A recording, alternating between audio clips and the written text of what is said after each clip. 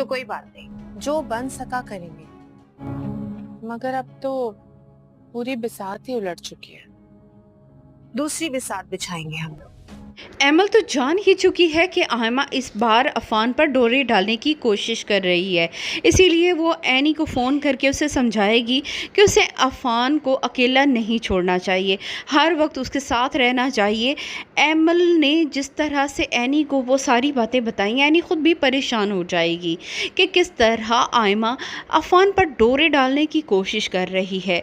वो एमल का घर तो ख़राब कर ही चुकी है, अब उसकी नज़र अफान पर है। और ये बात झूठ भी नहीं होगी, बारहा एनी भी इस बात को महसूस कर चुकी है कि आयमा ज़्यादा से ज़्यादा टाइम अफान के इर्द गिर्द गुजारने का सोचती रहती है और उन दोनों को कहीं भी अकेला नहीं छोड़ती है।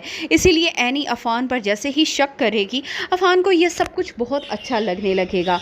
उसे लगेगा कि एनी उसे अहमियत दे रही है, उससे मोहब्बत करती है और अब वो टिपिकल बीवियों की तरह सोच रही है।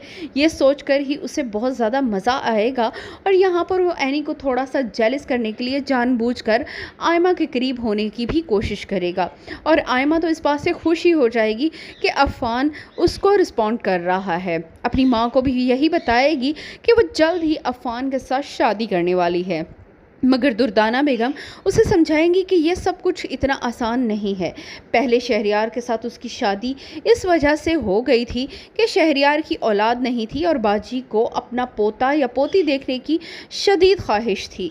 इसीलिए उन्होंने शहरयार पर ज़ोर डालकर उसकी और शहरयार की शादी करा ली। मगर अब मामला दूसरा है। अब अफान और एनी जिस तरह खुश व खुर्रम ज़िंदगी गुजार रहे हैं, अफान कभी भी उससे शादी नहीं करेगा। मगर एमल को यकीन है कि ऐसा ज़रूर होगा।